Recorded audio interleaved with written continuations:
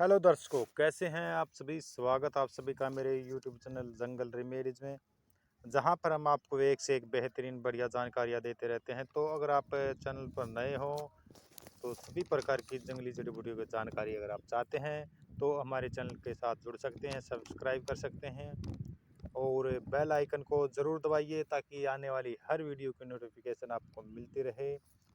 दोस्तों, वैसे तो प्रकृति जड़ी बूटियों का खजाना है और उसने हमें बहुत सी ऐसी नायाब चीज़ें दी हैं जो हमारे जीवन को संवार सकती हैं और हमारे जीवन को रोगग्रस्त होने से बचा सकती हैं। आज एक और नई जानकारी से आपको हम परिचित करवाएंगे। ये जो वृक्ष है, ये रोहिड़ा का वृक्ष है। रोहिड़ा का वृक्ष बेहद ही औषधीय गुणों से भरा हुआ पेड़ होता है तथा यह रेगिस्तानी इलाकों में ज़्यादा पाया जाता है। इसकी जड़ों में मृदा अपरदन को रोकने की अपार शक्ति होती है, इसलिए रेगिस्तान में मृदा अपरदन को रोकने के लिए अहम भूमिका निभाता है। रोहिड़ा की वैसे तो 4 किस्में मुख्यतः देखने को मिलती हैं। टेकोमेला इंडुलेटा, पोलीगोमस ग्लेवरम, एफेनेक्सिम, पोलिया स्ट्रेचिया। नंबर 4 जो है वो रेमिनस विट्री। ये 4 किस्में होती हैं, लेकिन जो औषधीय प्रयोग में जो ज़्यादा प्रयोग होती है वो टेकोमेला इंडुलेटा ही अधिक प्रयोग की जाती है। तो दोस्तों, ये कैसा होता है, किस प्रकार का दिखता है, चलिए हम आपको बताते हैं। इसकी जो ऊंचाई होती है वो 10 से 25 फीट तक होती है। इसके पत्ते बिल्कुल हरे, देखिए अनार के पत्तों के जैसे दिखते हैं, इसलिए इसको दाढ़ी मच्छद दाढ़िम फल भी कहते हैं।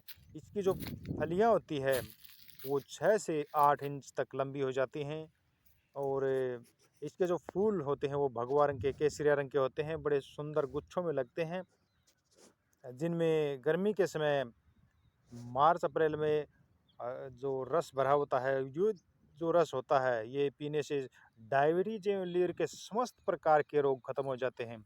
इसमें जो रस होता है उसको पीने से डायबिटीज और जो लीवर की समस्या है उसको जड़ से ख़त्म कर देता है और बड़ा स्वादिष्ट होता है वो। इसकी जो शाखाएं होती हैं वो बाहर से राख के जैसी दिखती हैं, उनका जो रंग होता है बाहर से राख की तरह दिखती हैं, मगर इसकी जो छाल को छीलकर देखते हैं तो अंदर से ये पीले रंग की होती है और इसकी जो जड़ होती है वह बहुत मजबूत होती है और ज़मीन के अंदर बहुत गहराई तक चली जाती है, जिससे इसे कभी पानी की कमी महसूस नहीं होती।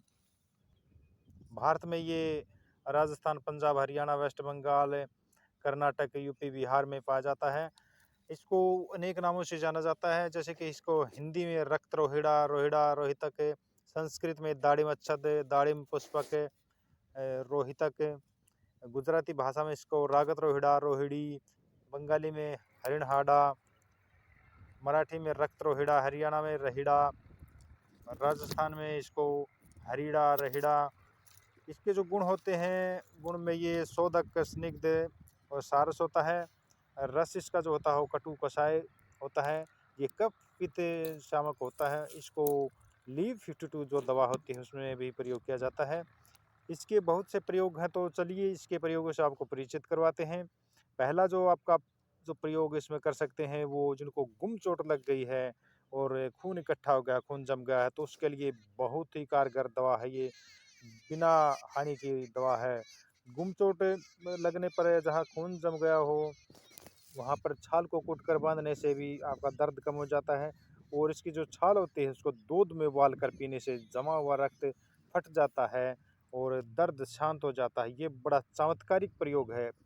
कभी ये अगर चोट लगे तो आप इसको करके देखिए, बहुत ही चमत्कारिक प्रयोग कर, बिल्कुल हानि रहित दवा है। दूसरा प्रयोग जिनको खांसी की समस्या हो गई है और खांसी नहीं जाती है, उसमें पानी में छाल को उबालकर 10 से 15 ml जो काढ़ा होता है उसको पीने से लगातार कुछ ही समय में आपकी जो खांसी है, पुरानी पुरानी खांसी चली जाती है। रोहिड़ा को शक्तिदायक और शक्तिवर्धक माना जाता है, ये बड़ा शक्तिदायक होता है। डॉक्टर्स की माने तो लेडीज़ में जो बच्चे के जन्म के बाद जो कमज़ोरी आ जाती है उससे इसकी छाल को क्वाथ बनाकर पिलाने से शारीरिक कमज़ोरी दूर होती है।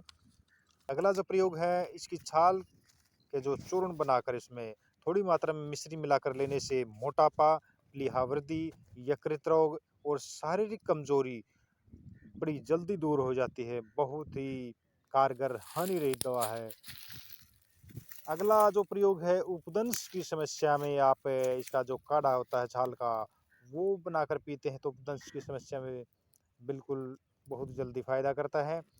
ये एनर्जी प्रदान करने वाला भी होता है, इसलिए इसकी छाल का काढ़ा पीते हो आप तो आप एनर्जी से भरपूर हो जाएगा, आपका शरीर एनर्जी आ जाएगी आप में, और जो थकावट रहती है, थका थका शरीर रहता है, वो बिल्कुल आप एनर्जी महसूस करेंगे।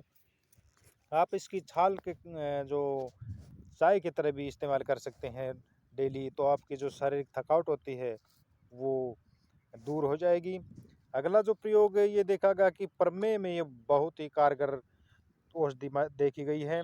बहेड़ा की छाल का चूर्ण और रक्त रोहिड़ा की छाल का चूर्ण दोनों में थोड़ा शहद मिलाकर, इनको पीसकर शहद मिलाकर लेने से डेली कुछ ही समय में आपका जो कैसा भी प्रमेह हो वो बड़ा फर्क देखने में आएगा। आपको बड़ा उसमें फायदा पहुंचाएगा। ये कुष्ठ रोगों के लिए भी ये बड़ा कारगर औषधि है।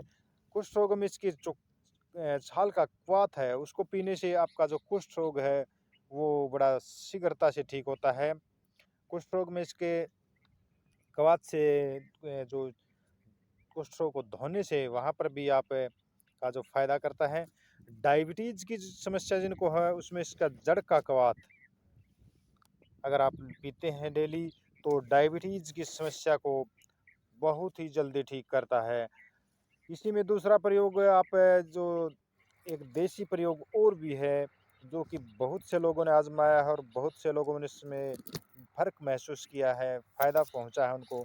जड़ का अगर आपको कहीं बढ़ई से अगर आपको जड़ मिल जाए कहीं से, और उसका बढ़ई से आप कप बनवा लीजिए, तो उसमें रात को अगर पानी भरकर रख दें और सुबह निहार मुँह उसको पिएँ, तो ज़बरदस्त फ़ायदा देखने को मिला है।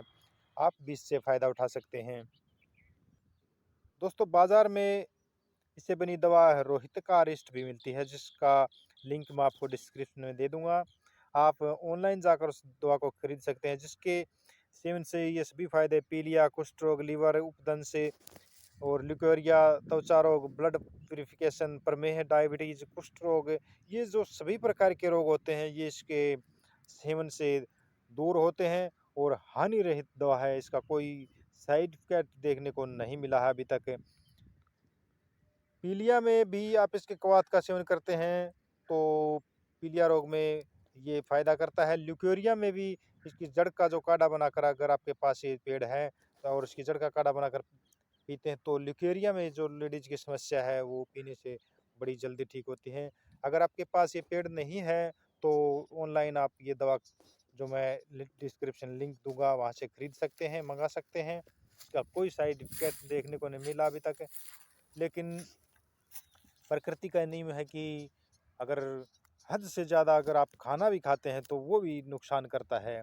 तो हद से ज़्यादा कोई भी चीज़ जो नुकसान करती है, तो सम्यक मात्रा में, सही मात्रा में ही किसी चीज़ का सेवन करना चाहिए, चाहे वो कितनी भी अच्छी चीज़ हो। उसके नुकसान हो सकते हैं, क्योंकि जितनी शरीर की कैपेसिटी होती है, उससे ज़्यादा कोई भी चीज़ अगर आप करते हैं, तो वो नुकसान पहुँचाती है। तो दोस्तों, ये जानकारी आपको कैसी लगी कमेंट करके ज़रूर बताइए, और वीडियो को लाइक ज़रूर कीजिए। तो मिलते हैं किसी नेक्स्ट वीडियो में, तब तक के लिए जय हिंद, नमस्कार।